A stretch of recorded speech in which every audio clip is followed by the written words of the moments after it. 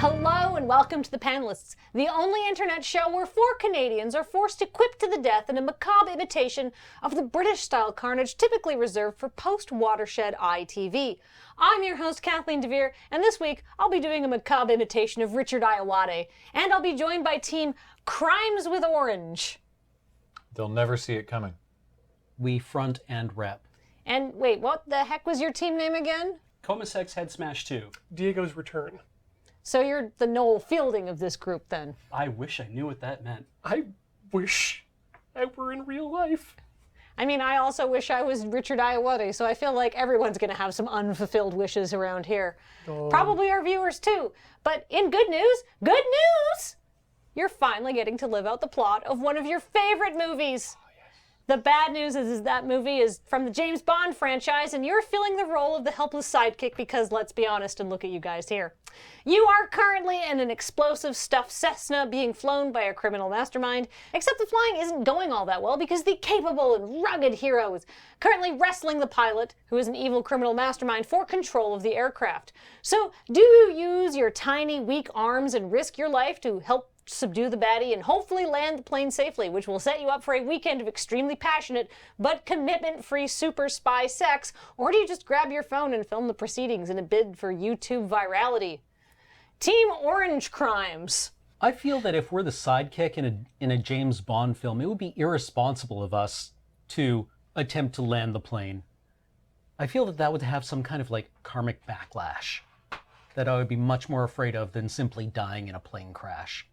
Yeah, so rarely does the sidekick get to really save the day in quite such a climactic moment. Yeah, and I'd be worried that if I did and then had a weekend of super spy sex, it would just end with my head being twisted off by the thighs of a Russian woman. Mm-hmm. Because you would look at your watch and realize, wait, the movie's only 60 minutes in. That wasn't the real ending. Yeah. And maybe some people would be into dying that way. I'm not. So YouTube virality by way of cowardice. Isn't that what most YouTube virality is? A strong argument. Team Noel Fielding. Are we like in this situation, are we assuming the role of living inside the head of the voluptuous woman that is doing all this work? Or are we actually just the two of us, like conjoined twins with these faces? Well, hold on now, Beach. I think we're onto something here, actually. What's that? What if the two of us are, in fact, in the head of this young woman? Like it's a being John Malkovich situation. Exactly. We're just like Jaegering this thing, Pacific Rim style, towards victory. Yeah, that sounds good. And then we get to see Idris Elba's bone. Ooh, yes. Yeah. See, I assumed the sidekick was, well, me for me or Cameron for Cameron. I would assume we were 005s through 6s. Mm-hmm. And that the option is on the table to have a weekend of super spy sex with James Bond because it's 2018. Who cares? So do you want the top half or the bottom half? Or should we split down the middle this way? We should split left-right, I think. Okay, I think it's a lot more fun. See, that could be more difficult, though, because I'm not left-handed, so... Or it could be better if I can use my right-hand powers to control the left arm of this woman. Which might be a little confusing, but you might have to face the opposite direction. I mean, it's okay. We just like turn it upside down and it works that way. Exactly. And then at that point, we actually might have the skill necessary to make this work. This clumsy 3-person hand job that we're going to give James Bond is going to be really uncomfortable. See, I would be prepared to believe that Denise Richards was in fact being piloted by a pair of mid-30s-year-old men who are not entirely drift compatible. Yeah, that makes an awful lot of sense. Wasn't that the plot of one of the canceled episodes of Next Gen after Denise Crosby left? Was it? Denise Crosby and Denise Richards are two very different people. Just wondering where we were. I was like out in left field with Ian. I was just kind of like, wherever this goes, I'm not familiar with it, but I want to see what happens. I had forgotten about Ian's disability with movie people. Yes. Yeah, that he can't get the names right. Yeah. I just assumed that Denise Richards guest starred on an episode of TNG, maybe as an engineering ensign or as a pack lead of some kind. Maybe she was in one of the odd-numbered movies that everyone hates. I think you might be getting your wires crossed because she was in Starship Troopers. She was nude in that film, wasn't she? No. Who was? One of the boys, then. I like how definitively you could say who was nude and who wasn't in Starship Troopers. You're thinking of Wild Things. Ah, I sure am. I've never seen that movie. Well, Neither not have all I. of it. Not all of it, no. I heard that was a body double. You've all seen the important bits, or at least her important bits, though, plot, right? We've But all we seen, haven't seen her important bits. That's the entire problem. Yeah, that's what it's like being an adolescent male at that time. Was like relying upon postage stamp size video and posts to Mr. Skin. What were we talking about again? The episode of Next Gen where Denise Crosby gets Data and Picard stuck in her head through a transporter / holodeck episode. Did that actually happen? Well, no, it was canceled because she left the show. That was a scripted thing. Oh, I didn't know that was okay. Whatever, sure. I'm with you on this though. I'm with you on this idea of Tasha Yar walking around with a bald man and an android determining her every move, or are they just looking through her eyes? No, I think they're actually piloting her. Okay, so then to bring this back to the James Bond thing, Yes. then at some point they have to do it with Riker? That would make sense, yeah. Does that mean that this is the thing we should be doing with James Bond in this film? Well, this brings up an interesting question because Data and Yar have already done it. Yeah, exactly. So you think that she'd know or you think that he'd know how to re-engage, basically. Well, he's trained in multiple techniques. Yeah, a wide variety of pleasing. So we could probably pull this off. I got a question for you guys with your Pacific Rim job. What do each of you feel?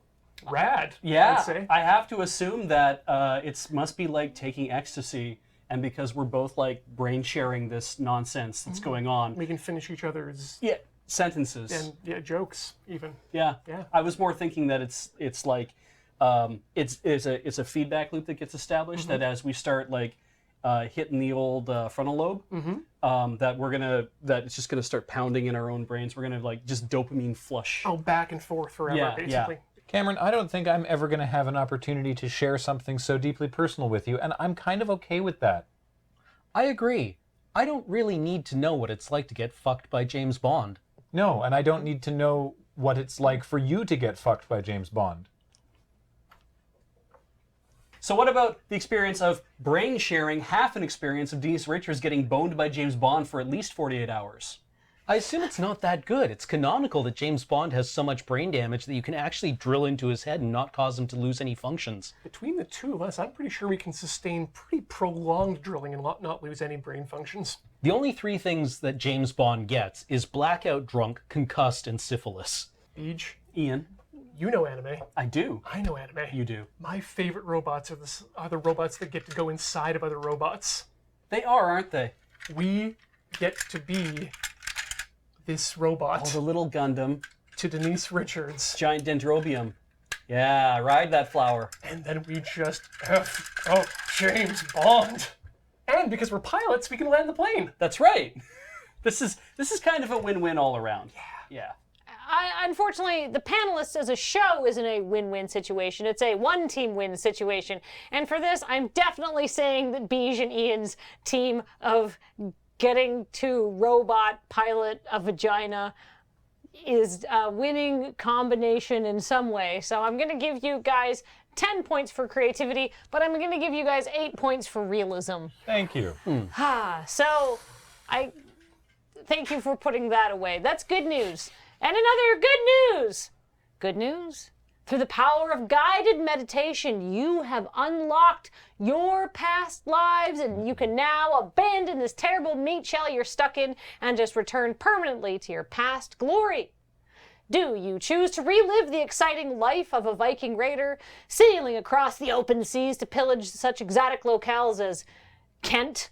Or do you instead become a fearsome Tyrannosaurus Rex who's noticed the sky seems to be getting a lot brighter, but also you're a dinosaur, so it's probably nothing? Team U2. Kathleen, I have been waiting for this question all of my life because I don't believe you. As more and more evidence mounts in the world of paleontology, we're finding out that dinosaurs are just basically giant birds. And there's nothing more than I want to inhabit the body of a 22-ton cockatoo with razor-sharp teeth. I'm in too. You can be the back brain. I'll be the back brain. The one that controls the tail and the cloaca. Have you turned this into another Gundam situation? Jaegers. Gundams don't have two pilots. Gundams canonically don't have cloaca. Okay. Jaeger and Lagan thing. I mean, if you're the back brain in charge of the cloaca, are you just like Closed. Closed. Closed. Open, open, open, open. Closed. If there's an actual button to press, I imagine, yeah. I mean, I was thinking more that being nice thing about being a Tyrannosaurus is that they had tiny little brains, but we're also very tiny compared to a Tyrannosaurus. So maybe our actual brains are the size of their brains, and we have all the stuff that's still going on here riding around. Do face off, but with the inside. Yeah, I mean, or maybe we have regressed completely, and we're just, and that's fine also. Either way, I just look forward to just enjoying taking things apart, be they flesh or otherwise. Yeah. Yeah, we can know what it's like, what dinosaur tasted like. Ooh, yeah. Yeah. And then we can know what other dinosaurs taste like. Yeah. Yeah, that's kind of what I meant the first time, but you're right. All right, so you guys are going to relive your past glories as a Viking. Think of this as like a permanent sort of like Assassin's Creed thing. If I'm going to be from Northern Europe 1,000 years ago, I want to be from the people who bathe and have nice smelling beards. Yeah. I'm just excited to see England in that era. You know, like the Romans have been gone for probably. If we're coming over from Scandinavia In the 8th century. 8th century? to Kent, then the Romans have been gone for about 300 or 400 years at this point. And so we get to sort of see whatever ridiculousness they left behind and be like, cool, that's all nice. We're here now.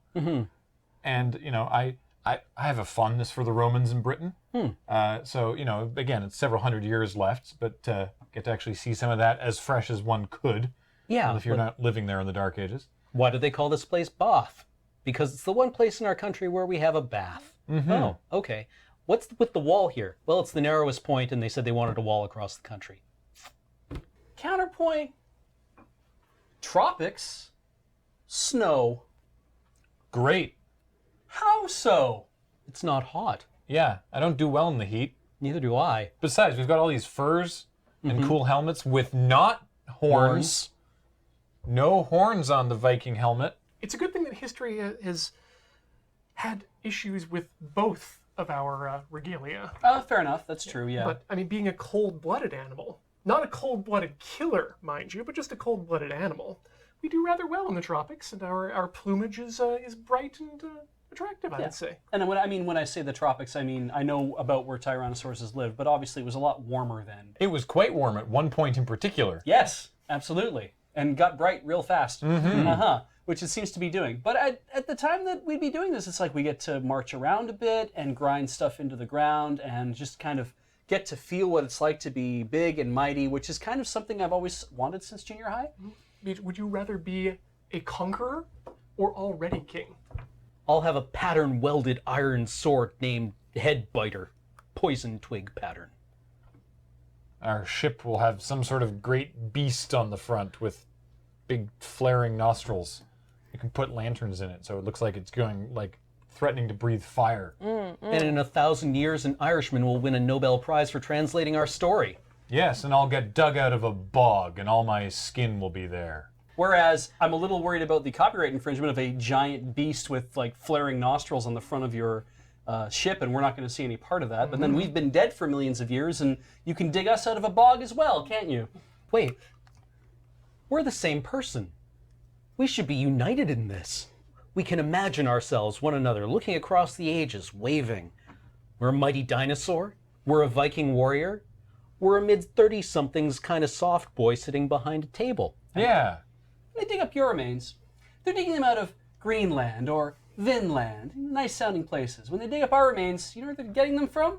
The Badlands. Drumheller. Yeah. It's got hell in it. Yeah, way cooler, I think, than finding a Viking.